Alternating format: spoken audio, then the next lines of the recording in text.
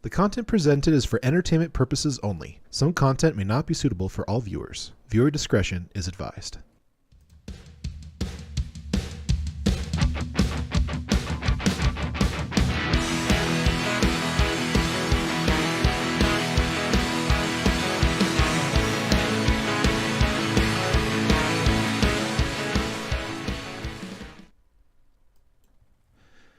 So the other day I was kind of thinking a little bit about some things I feel are important to believe in. I think as a person, I think there are some things that are important to have faith in, not only in yourself, but in others. And I kind of sat down and I started thinking, what would be a few things that people I feel not only in myself, but in other people should believe in to just be good people, be good human beings. And so I sat down and I came up with this little list here, and hopefully I can relay some of the information that I thought was really interesting when I sat down and came up with these 10 beliefs I feel that we should all believe in. So the first one I thought about was I believe that you need to believe in some form of core values. So like just really simple ones. Like I believe that it's important to figure out what characteristics in which you value. There's something to you that are non-negotiable, which you follow as a personal ethos. And I kind of think this is something important to sit down, because this is like something that business people do. Like they come up with their core values, they come up with their mission statements. And I kind of feel like it's important for people to kind of sit down and figure out what their personal core values are. What is their personal mission in this mortal life? You only have, maybe 50, 60 years of really good work ethic, of really good, get out and get them.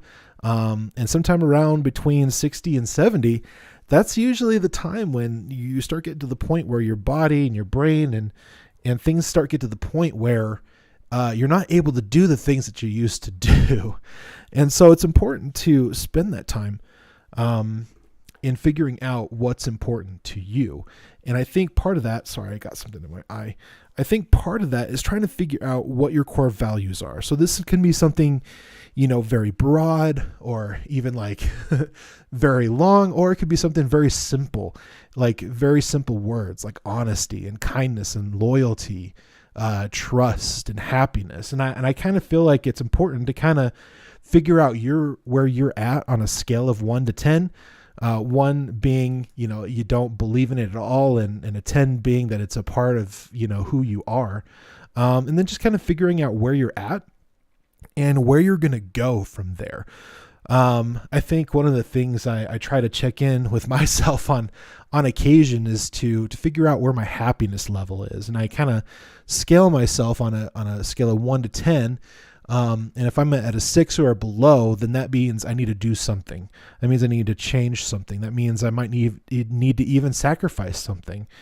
I think, actually, I don't think that's one of the beliefs I really feel is really important in life, but to know and realize that you're going to have to give and take on some things. Now, a lot of things you can have, instead of having an either or, you can have an and.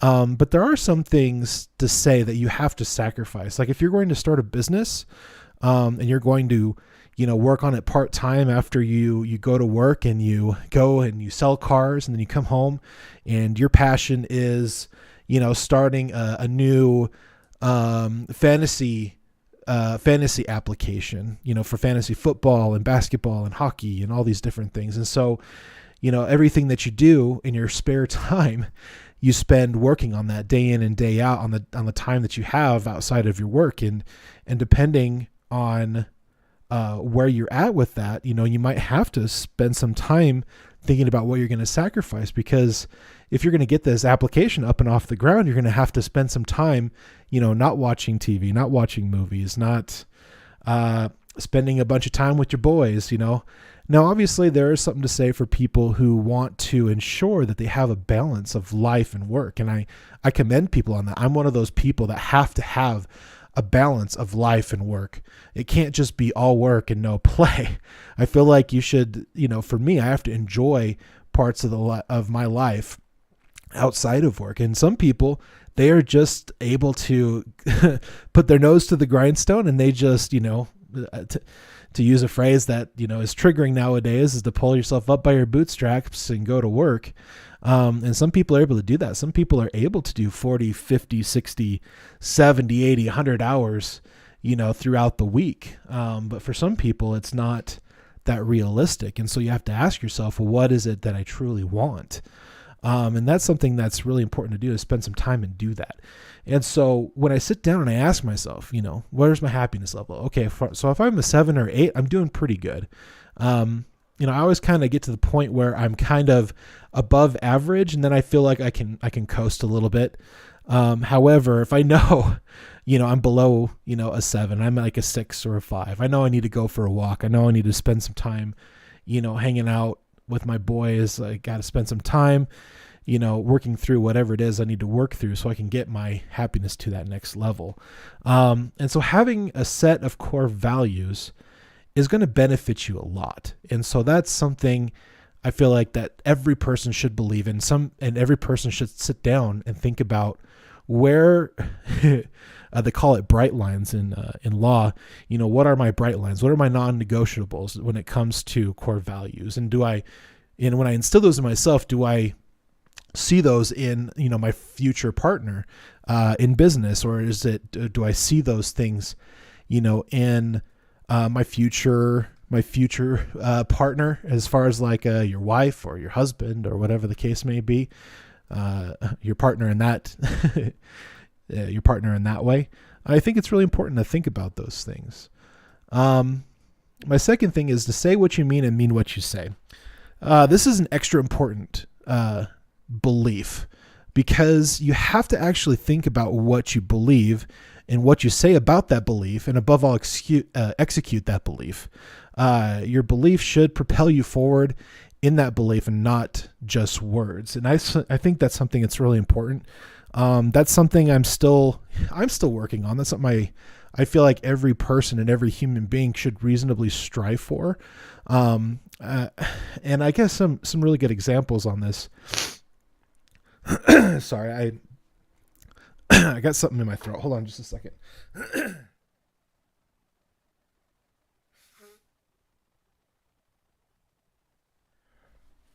That was embarrassing. Usually I'm really good at being 100% ready, and I accidentally pushed go live. So sorry you had to deal with that. So why is it important to say what you mean and mean what you say? The reason I think this is really important is because I feel like a lot of people like to save face. I feel like a lot of people want to portray themselves as something that they're not. And I know I'm somebody who is guilty of this, and it's something that I'm working at being better at. And I think doing this podcast has really helped me kind of come out of my shell a little bit more. And so when people ask me for my opinions and they ask for my feelings, I'm able to communicate in a way that shows that that's something I'm willing to do, as well as not just giving complete, BS feedback.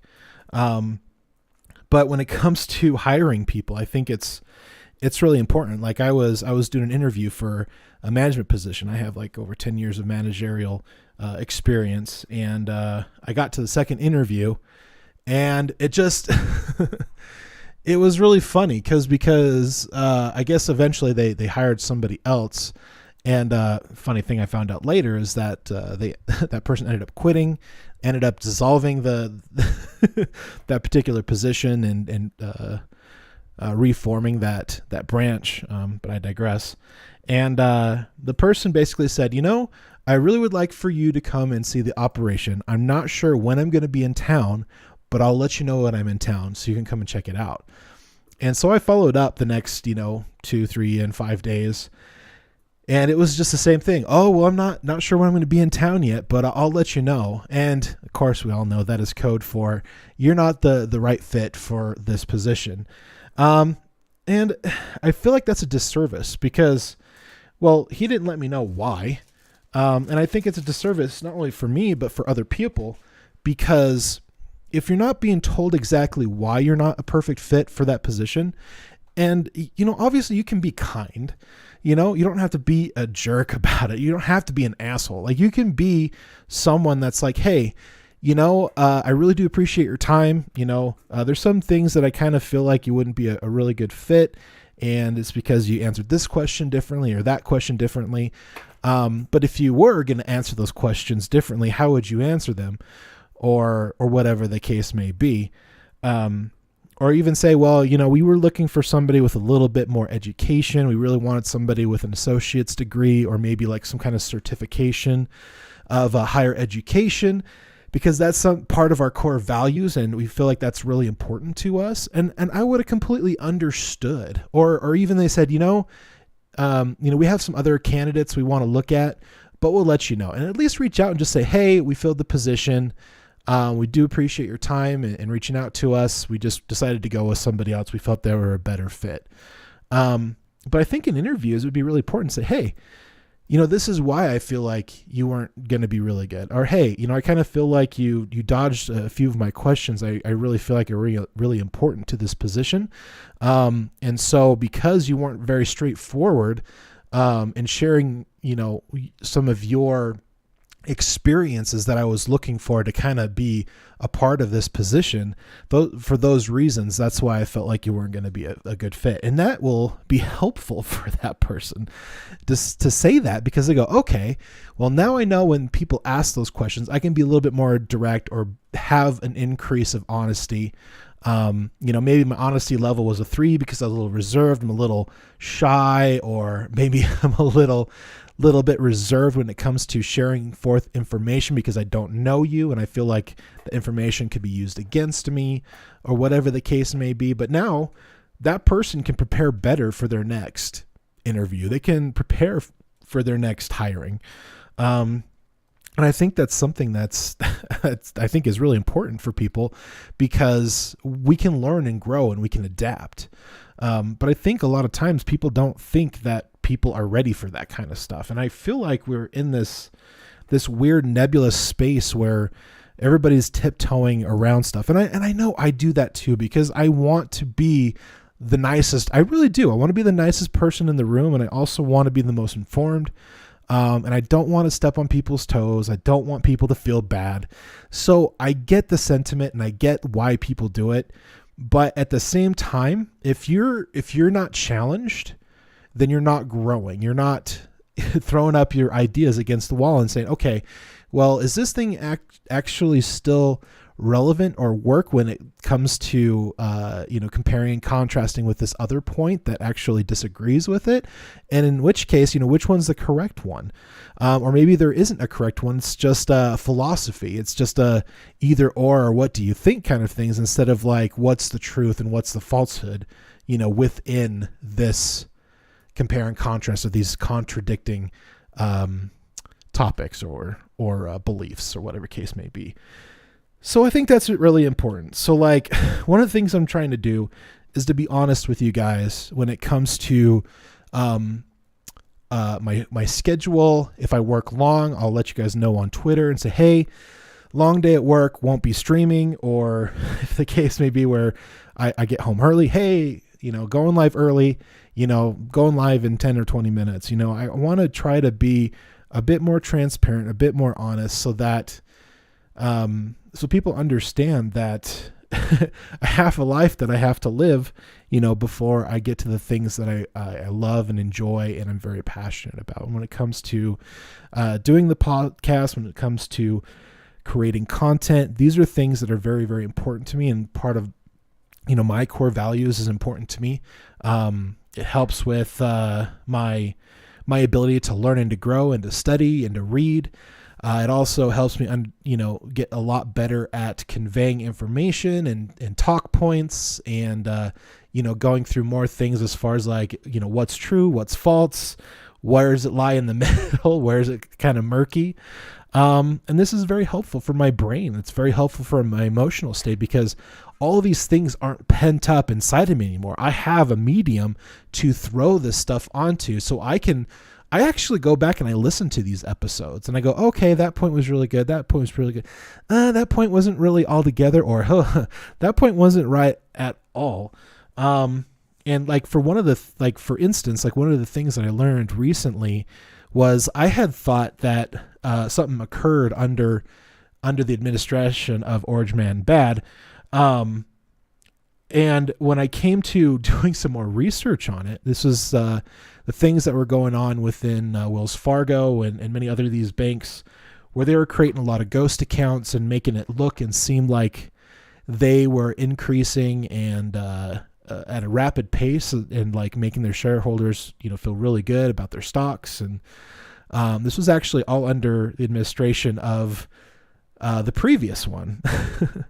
And it wasn't until 6 or 8 months into Orange Man's administration that it actually not only came to light, but something was done, and then these banks weren't allowed to do that anymore.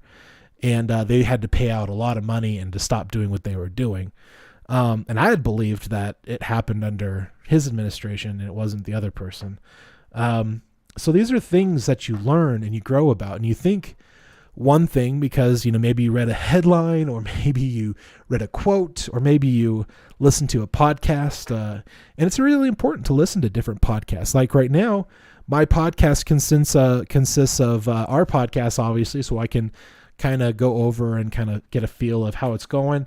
And then I also listen to The Best on the Left, which is a very progressive, very, very left-leaning Democrat one.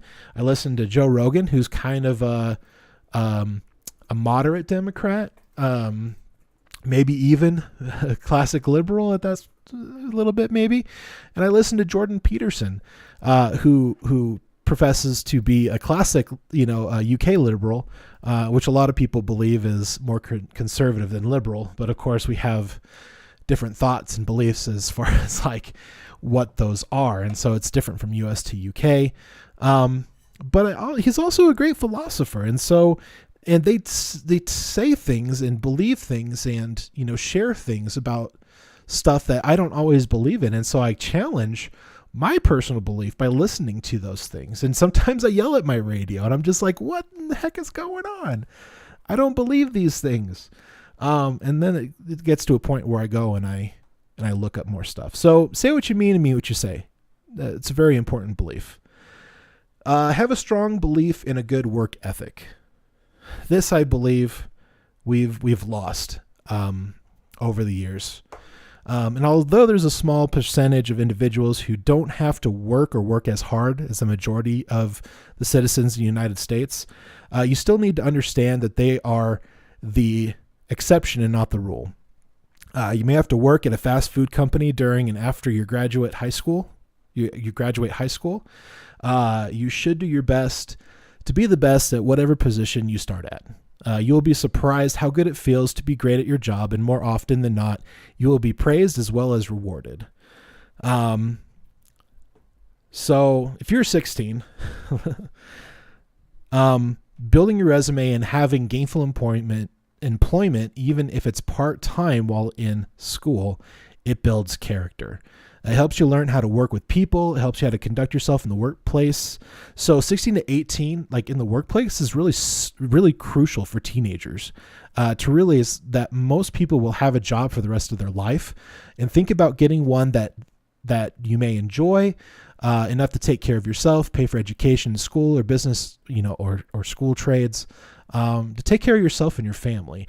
I think that's something that's really important. And you can always part-time work towards something greater than that. I mean, obviously, we all don't want to be burger flippers for the rest of our lives. We don't want to be swinging hammers and being roofers for the rest of our lives. I mean, you can only do that for so long.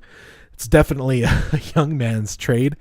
And as I was getting older working for installing security systems, I could definitely tell it was getting to the point where my body was starting to say no.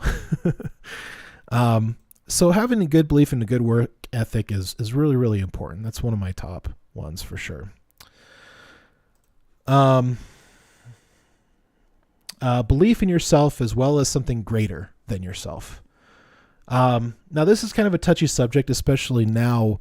I kind of feel like we're in this weird realm where we're struggling when it comes to believing in something greater than yourself. And I think because this country was founded on principles they feel were given to them, from a higher power, I feel like what's really important is that you believe something that's greater than you. And it doesn't necessarily have to believe in a supreme being that's created life. And, it could be just like a greater belief in consciousness, or maybe you have a great belief in facts, or something that's just different than just who you are. And the only way things are going to get done or to change or to be accomplished is you. So it's really important to believe in yourself, to believe that you can do things that are difficult and are maybe outside of your normal bubble or realm of understanding. But demand that things need to get done and you can just do it. I do believe that that's something that's important. So whether you believe in a supreme creator or the natural progression of our species, or the universe or a greater consciousness, like it's important to believe in someone or something greater than yourself. This could be God, this could be consciousness, science, reasoning, but either way, it should be in something that aligns with your ethos. Like I have a personal blend of beliefs and facts, as there are some things in life that you have to have faith or an educated assumption that something will occur that is out of your hands or must be performed by others. Because especially, this is going back to being a manager, is that I really had to have a belief. I had to have faith and belief in other people, and that, I believe in what I have to show and to help people to have the right tools, to have the right knowledge, to have the right processes implanted in their minds so that they can do the process correctly. And hopefully I have to have faith that what I've taught them is the correct way and then they're going to do a good job. And then watching that come to fruition is something that's very, very beautiful. Like I profess myself as an agnostic theist because I believe in God. I believe that there's something greater than us. I call that greatness God. But I believe sometimes it has a stigma around it because they believe when you say God, you believe, a white bearded man, living, on another planet or up in the heavens or, another dimension or whatever. And then that doesn't necessarily mean that. It just means that I believe that there's something greater than us. We don't understand necessarily 100% our purpose with this life, except for what nature has shown us, to learn and to grow and to perpetuate the species and to gain knowledge and to be better than you were yesterday, than you were today.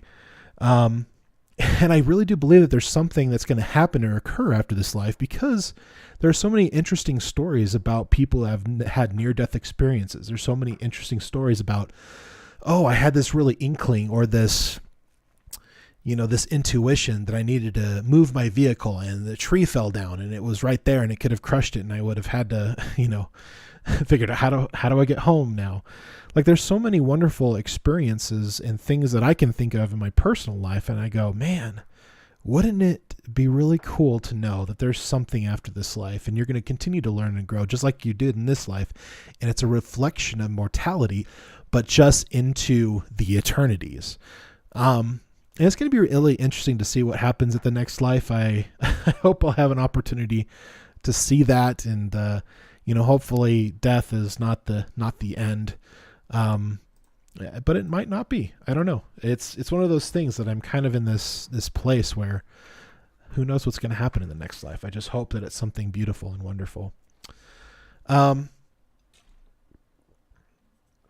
right. Be grateful for what you have, but always be a little hungry for more. And some people would probably say, okay, so you want to be a billionaire, but then be a trillionaire. No, that's not what I'm saying. So it's okay to be happy with what you have. And some people are content with that. And that is perfectly fine. And just remember that everyone is different.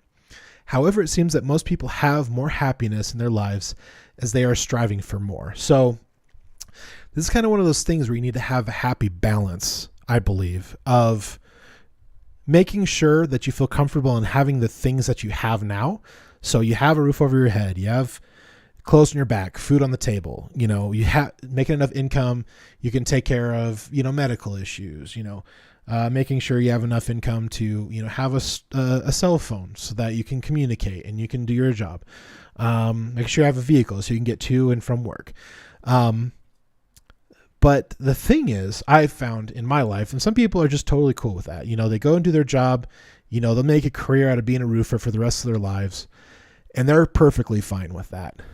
And I commend you on that. People that have that kind of acceptance in what they have and what they're good at and to keep doing it is a beautiful thing. But there's something to say for people that just want just a little bit more. And I'm kind of one of those people where I have to work and I have to, be able to take care of my job and take care of my family, take care of my home and cars and everything, for what we need, the necessities. And then I'm just going for just a little bit more. And that's kind of where I'm at right now when it comes to the podcast, the gaming channel. Like, I'm just pushing for just a little bit more. I don't think I'll ever be Joe Rogan because I'm not Joe Rogan. And I think anybody who believes that they're going to get on that same level that Joe Rogan is at is, in my opinion, being a little silly because they'll never be Joe Rogan. Like, Joe Rogan is Joe Rogan. I can only be Jay Rhymes because I'm Jay Rhymes. So I can only do what's in the realm of Jay Rhymes. So this is where I'm at. I'm commenting on articles. I'm doing a podcast with my lovely wife and my best friend, handsome best friend. And we're talking and commenting on these things and having a really fun and wonderful time. And that's what's so beautiful about it, is that we're not making any money off of it, but I'm putting hours into this stuff, and just having a blast and a good time. And I just hope that it's translating to you guys, from the microphone, from the video camera to your screen. And that's the thing, is that, like, when you are continually just a little bit hungry for that and you continue to push towards the things that you're passionate about, maybe you like writing books, and so maybe after you get off work, when, you put in your 10-hour shift in the steel mill, maybe you sit in front of your laptop and you write a couple of pages in your book. And eventually, if you write a few pages a day, maybe you write a few hundred words a day, and pretty soon those 100 words turn to 1,000 words. And pretty soon those thousands of words turn to 10,000s of words. And pretty soon you have 150,000 words, which is about the size you need for a 300-page book. And now you just need to edit it down and look for publishing. And maybe you have a new source of revenue. Maybe that takes you to the next level in your life. It's just one of those things you're not going to know until you try. And that's something that's really important into believing in.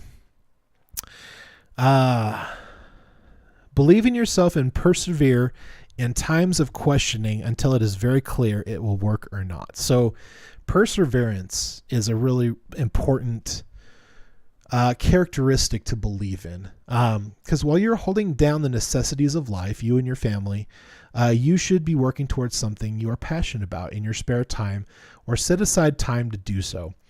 And like I was just saying, I have found a lot of happiness in setting some time throughout the week to work towards my passions. So I work on these podcasts. I do it Monday, Tuesday, and Saturday are the days that that we do them. And then I spend some time Sunday night to get prepared for Monday. Excuse me. And then on Wednesday, Thursday, Friday, I spend time playing video games. But one of the things that's really funny is that I don't want to play video games unless I'm streaming it, or if I'm creating a video now. That's become like the most interesting thing, is that, like, I'm only playing video games now to feel like I need to entertain, those individuals that want to watch those kinds of things. And of course I get the entertainment and enjoyment of doing it. But you will find that that passion, and you'll be able to start working towards it. And honestly, a lot of people that start working towards their passions and they just kind of slowly build it up, eventually they're going to be able to do that as a career. And I'm not saying, like, hashtag not all, But maybe you find solace in what you're doing right now. Maybe all you want to do is to be a building, a security system installer. And that's what you want to be for the rest of your life until you retire. And that's perfectly fine too. So I kind of went over all these things already. But continue in that process until you find what you're looking for and stick with it. Because at some point in time, maybe you find that it's not working for you. It's not fun anymore. It's drudgery. It's whatever.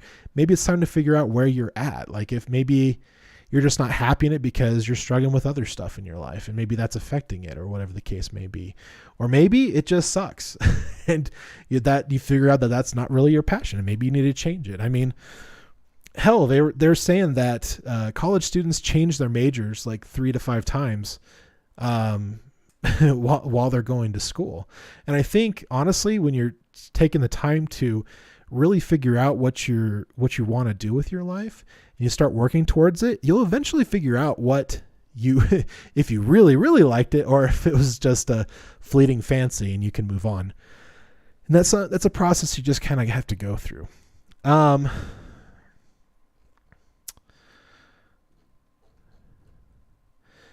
So make goals with baby steps and don't get discouraged if you fall off the horse.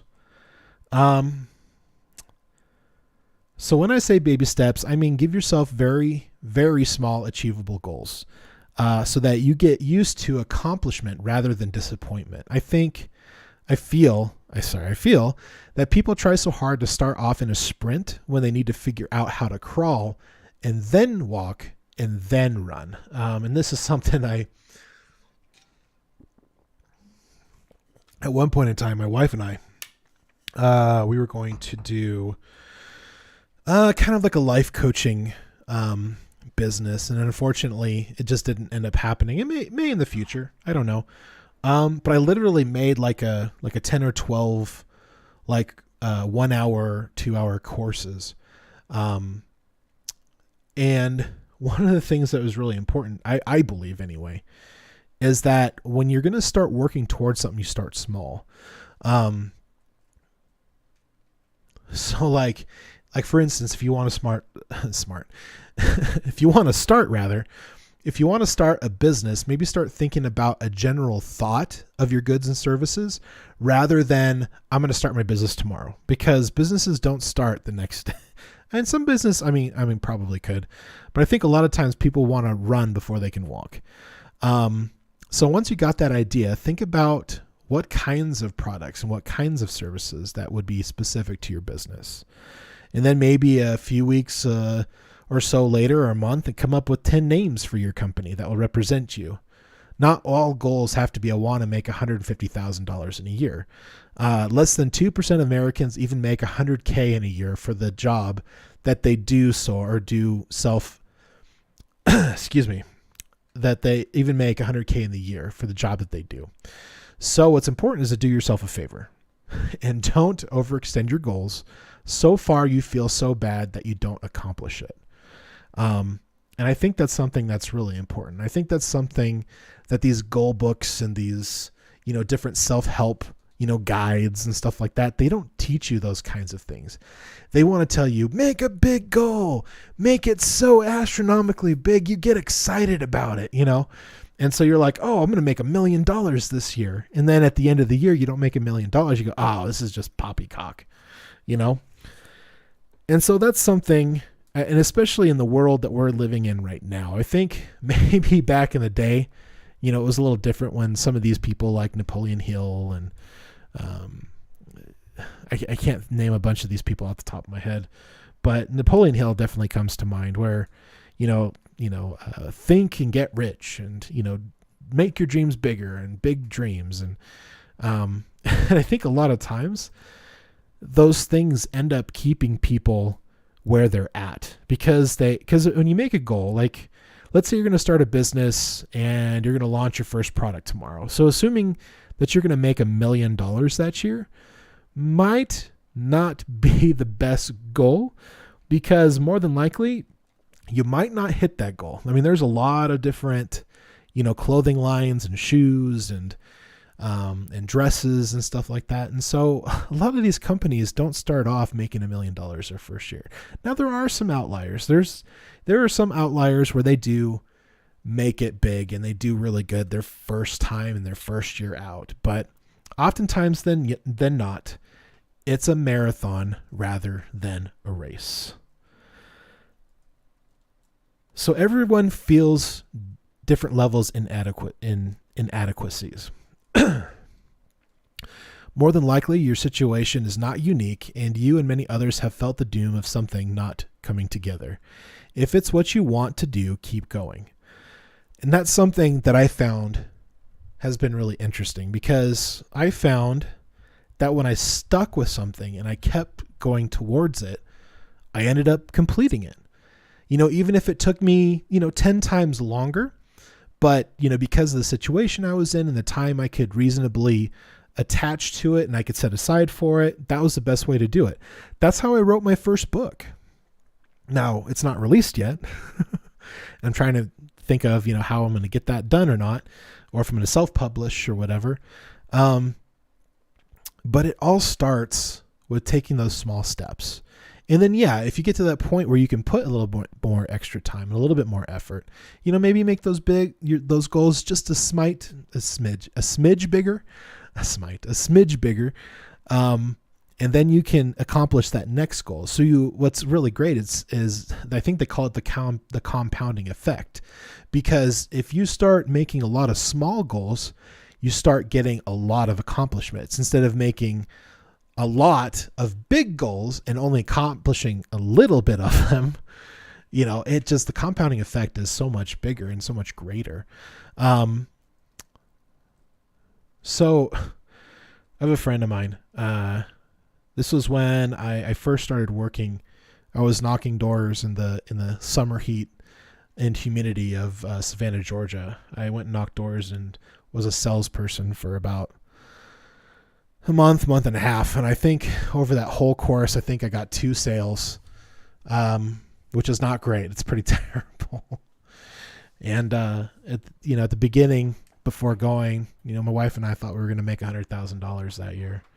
And unfortunately we didn't. And it was very defeating. And in fact, I had such a difficult time that I just, my feet were so blistered and hurt, and people wouldn't talk. I could get people to talk and they would fail their credit. And it was just a really difficult, grueling process, just a real hard grind. And so I talked to my buddy and he's just like, do you think your situation is unique? And I'm just like, I guess it isn't, because that was something I never thought of at the time. He was just like, your position that you're in right now is not unique. And it's something to remember that people have felt the way that you felt. People have gone through the things that you've already gone through. There's not too many things in this world that are going to be, uniquely new. It's usually a play off of or an inspiration of something else. The same thing that happens in the music industry, the same thing that happens with the film and TV series, the TV industry. They're just rehashes of rehashes of rehashes. Now what's best to do sometimes is maybe you're not going to be a trailblazer. Maybe you're going to perfect something that's already been made and make it your own. And that's what's going to propel you into success. And that's something people don't think of. They just think of, I'm going to be I'm going to have the newest and bestest and the most unique, applications. How many people have had applications before you, and maybe it's a little bit more unique and maybe it's good, but out of all of the applications that have been successful, how many have failed? How many video games have been made, but how many had to fail before that video game was created? And that's something that's interesting. This was back in the day when Blizzard was Blizzard and it was owned by individuals instead of owned by a corporation now, where it's Blizzard Activision, and they're this big, monster company right now. And they're just they're just rehashing stuff. And some of the stuff that they've rehashed does not come out and done very well. Some things have, and some things have done great. But what's really interesting is when you hear some of these developers and stuff, they talk about how often they work on a game for 1 year, 2 years, 3, even up to 5 years, and find that the game is just absolute shit and they just have to can it, set it aside. Maybe they come back to it and try it again later, or maybe they don't develop it at all and they just dismantle it and they just don't use it at all. And then how many hundreds of, how many millions and millions of dollars they poured into these kinds of things, and they've had to basically get to the point where unfortunately they just can't use it. And so that's something to think of. Like, some people are trailblazers, and that's great. And some people just reinvent the wheel, or they reinvent a different part of the wheel, or what makes the wheel better because of, their new product or whatever. And I think that's something really interesting about Scrub Daddy that did really well from the Sharks. Shark Tank? Is it Shark Tank? I think it is. Anyways, if you don't know because you live under a rock like me, I've only seen clips of this show. But basically what people do is they have a panel, kind of like judges, but they're business owners and business investors. And so basically what they do is they pitch their product or their service, and then they can decide whether they want to buy into the company with, a certain percentage, or if they want to buy into, creating a better product within that product, or basically investing and getting something out of that company as well. And what's really interesting, as you've heard some of these people in their clips and their podcasts and stuff like that, is that a lot of times these businesses fail. And some of them boom and they do really, really good. And the Scrub Daddy is one of those products that did really, really well. And you see it everywhere, in every supermarket nowadays, in Walmart and Target and Smith's and Lynn's and, Smitty. Well, not Smitty's. I think Smitty's is gone, but Fry's. And it's just a sponge. It's literally just a sponge, but it has this really interesting makeup, and it has, these certain holes which can be utilized in certain ways. And so it literally is a sponge. But because of its patented sponge material and the patented way that it looks, now it's its own thing and nobody can copy it, and now they can make money off of it. And since it is a decent product, I actually bought one. The fact that when it's in warm water, it's a softer sponge, and then when it's in a colder water, it's a more rigor, like it has more, it's more firm, I should say. And it's really great. Like I absolutely love that sponge. I don't think I'll get any other sponge after having that one. I think it's, I think it did me in. I don't think there's going to be any other sponge that's going to, be better than that one. But yeah, like, everybody has their inadequacies, and everybody's going to be different when it comes to these kinds of things, but your perseverance is going to get you through. So that's really important. Make sure to do well with your goals, make small baby steps, make sure they're simple and easy to achieve. And just keep pushing forward, when there's a speed bump in the way, just go over it and figure it out and then keep on moving. So this is something that I personally believe in, and I feel a little bit like a hypocrite talking about this particular one because I'm not living it as much as I would like to. And that is to live in less than your means and save. A lot of times as human beings, and especially with how it's portrayed and how exciting and fun it is to go on extravagant vacations and to, have the best TV and the best computer and the best screens and having the best cell phone. And as soon as the newest one comes out, we go and buy a new cell phone. And, as soon as that next 2023, Bentley comes out, I got to go get that Bentley. And, and some people have the means and the ability to do that. But if you're living like me and you live in America and you're an average American, barely making it just below or just above the median income level, the struggles that we go through. You're in a lot of debt, you got a lot of student debt, maybe you owe some money to the government from taxes, maybe you're just like me. But I think it's important to kind of have money coming in that you can utilize and save, as well as taking care of your necessities. Now, I kind of feel like Gordon, is it Gordon? No, it's Dave Ramsey that talks about his financial freedom course and stuff like that. And I really believe very strongly in it. I think it's really important for Americans to get out of debt. I think it's important Americans to strive for things that are better in their lives, but to not, break the budget and stuff like that. I think that's really important. Obviously, when you have a partner, it's important to be on the same page. But it's important, I think, this is an ideal world I'll talk about. Okay, so in an ideal world, you would live within 60% of your net income. So you have your gross income, which is the total amount, and then you have your net income after taxes and Medicare and all that fun stuff. But if you can live within 60% of your net income, I think that is probably the best way to live, even though, you'll probably have a hoopty car. You'll probably have a half broken down, truck. You probably won't live in the most updated and upgraded home.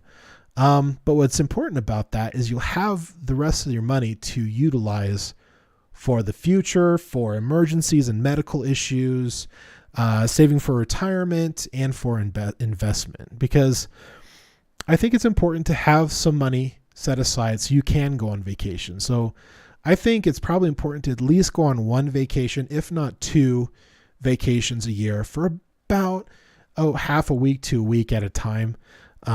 For an average person, I think that's really doable. And I think that'll definitely help, especially with your happiness level I was just talking about earlier. Like if you want to increase your happiness level, schedule a time to and get together an idea for a getaway that's at least out of state, at least one state over. If not, if you can get out of the country for a little while, that's always, really great too. So I believe in saving, 10% of that for fun, and that's for vacations. That's for, going out. That's for, going to the movies every once in a while, or whatever it is that you like to do, go and travel for the day. 10% for emergencies and medical. So like if anything comes up, you have a medical fund, so you don't have to put anything on credit cards, or have things go to collections and debt agencies. That's always not fun when you're getting calls all the time from these companies. So making sure to have a good fund for that. My wife and I, we have a health savings account, which is really nice. And a lot of people can get that through their different companies that have benefits. And so basically, as long as you're employed and you have benefits, you can start sending money into an account that's 100% dedicated for medical emergencies and for medical purposes. And that's 100% tax write-off. Like that's really great to have. And that's definitely saved our butts on some of the things that we've had happen in our lives. And so it's important to have something like that. Save 10% for retirement. Unfortunately, if you're not saving 10% like of your income to retirement, like right when you start working, it's going to be a long way to the top if you want to rock and roll, so to speak. Like if you're going to retire when you're 60, 65, if you're not saving as soon as you possibly absolutely can, man, it's going to be we're in that position right now where we don't really have a lot for retirement. And then having 10% to play with for investments. So even though I disagree with the idea of trying to make money with no money, but it has a dollar amount next to it, so to speak. And that's kind of what I think of it when I think of stocks and bonds and the stock market and stuff like that. It's like trying to play with money that doesn't exist, and somehow it has a dollar amount attached to it. I don't 100% understand it, but I know that when the stocks go up and the stocks are good with that particular company you have stock in, then you make more money. And some people do that, through hedge funding and stuff like that. And I think even though it's not the best way to do it, but you can also do it with precious metals. You can start doing that with things. You can also do it with physical items and stuff like that. I told my wife at one point in time, if we're making enough money, I'm going to start investing in, Magic cards and Pokemon cards, like PSA 10 stuff, and, start putting that stuff away so that, when we get to that point to retire, I can sell them off and make hopefully a decent profit. So like little things like that. Kind of some things to think about. Living within means that makes sense for you and your family. Because we do live in a world where, money is going to get to that point where you're going to retire. Money is going to get to that point where you can take care of your medical emergencies, as well as get you retirement and investment and stuff like that. So that's something to think about. And obviously everybody's going to be different, but that's kind of like, if I was in a perfect world, that's how I would approach it. So be smart about risks. Often the long and worn path is the correct one. And this is something we were just talking about earlier, because I kind of feel like, trying to blaze the path and trying to do something new and different is not always the best way to do it, because a lot of times those things fail. But oftentimes, if you're taking something that's good and then making it maybe better, a lot of times people make a lot of money off of that kind of stuff. And that's something that's kind of what I'm doing. How many podcasts are out there right now? Like tens of millions. How many podcasts are there? Currently over 2 million podcasts and more than 48 million podcast episodes. Nearly 6 in 10 U.S. customers above the age of 12 have listened to a podcast. 65% of podcast listeners tune in using portable devices such as smartphones and tablets. Nearly 3 out of 4 podcast listeners in the U.S. say they tune in to learn new things.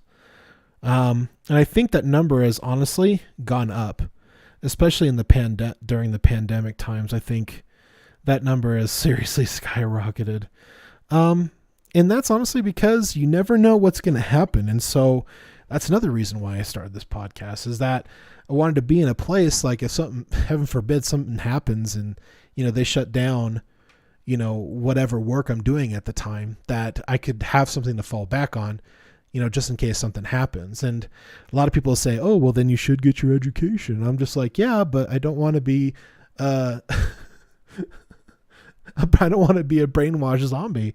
Obviously I kind of know what's going on, so maybe I could go into it with a certain mindset and be okay. But this is what I'm passionate about. Like, I love talking about this kind of stuff. I think these kinds of topics are interesting. I try not to do any topics that I don't like.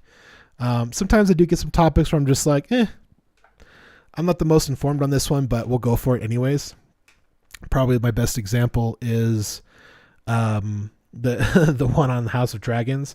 I've probably watched like the majority of the episodes, and I don't know, it wasn't probably my best take on it. And even my even my short that I did on it didn't do very well, because I didn't spend the time and actually do really good takes to make sure that came out, my thoughts came across properly. But that's something that's really important.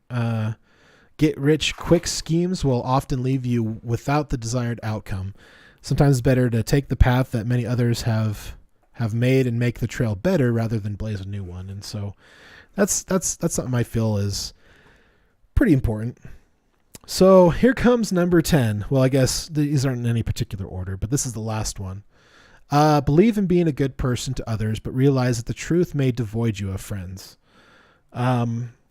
So what I think is really important, that you should speak plainly at the level you feel comfortable with to make friends and associates. I mean, obviously, if you're on a scale value of like 1 to 10, I mean, 10 being the most brutally honest, and 1 being, not honest at all. I feel like somewhere between a 7 and an 8 is probably really good, being on the honesty level, because you can say something is not working or it doesn't seem right to you without being rude and being despicable to other people. I think there are some individuals out there, and I've worked around those kinds of individuals who feel that the truth is to be used as a weapon and to belittle and to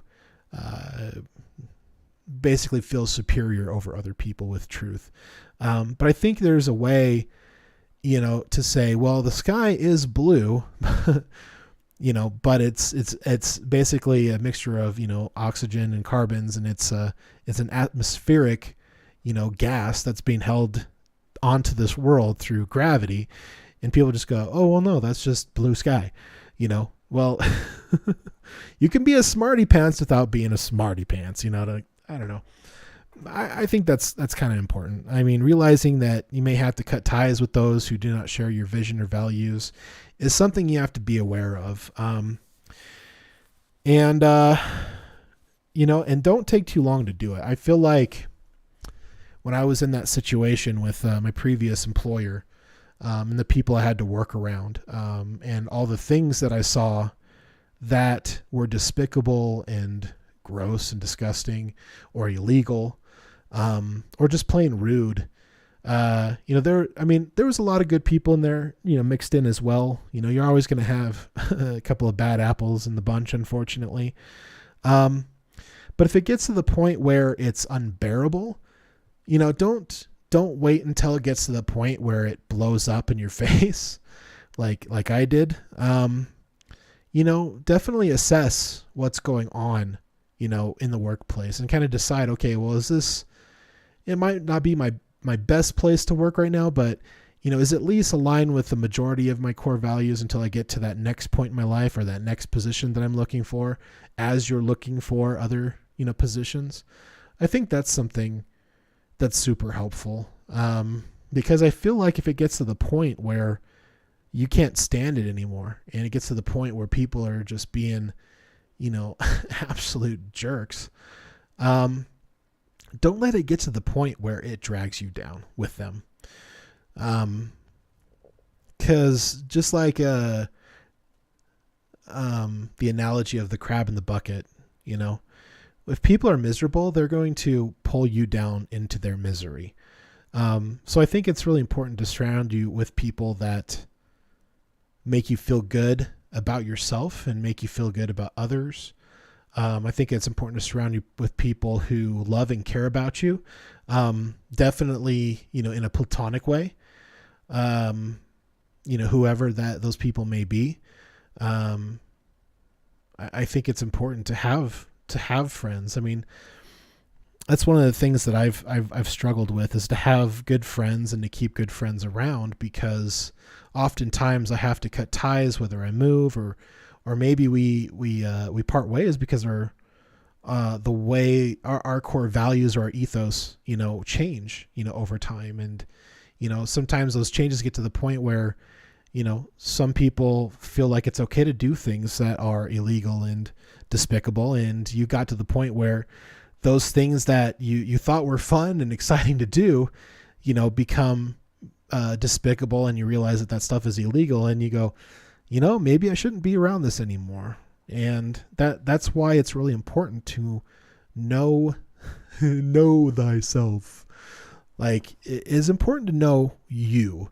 It's important to know what your needs are, and to make sure that, especially with your partner, your better half, as they say, knows what your needs are.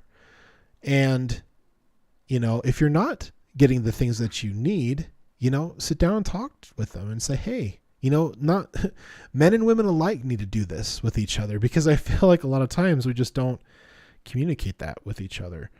And I know in my experience, when I've sat down with my lovely wife and we've talked about the things that I feel like I need, and she feels that she has talked about the things that she needs, and we're able to either give them the space and or the time to have those kinds of things, and to make sure that they have what they need to meet those needs, then they feel so much happier and so much safer and so much more connected.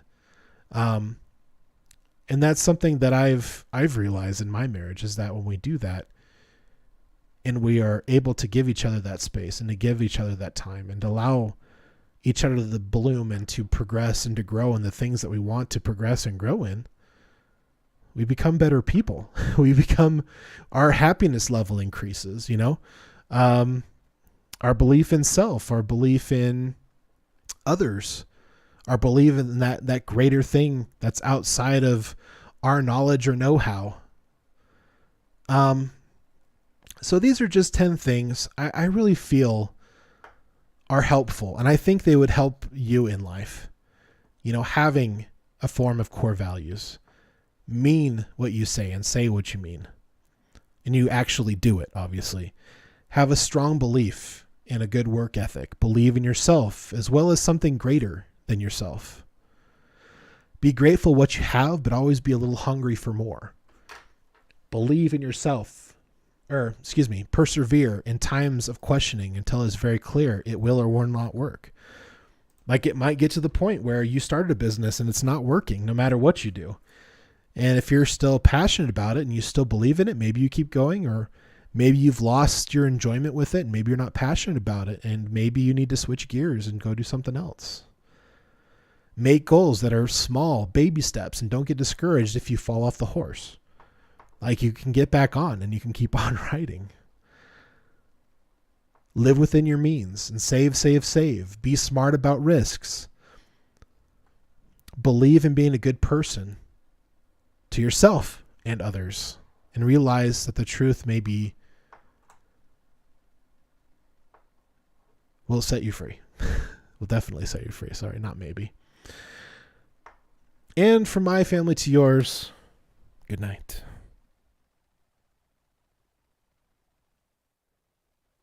Today's video is sponsored by viewers like you, so thank you.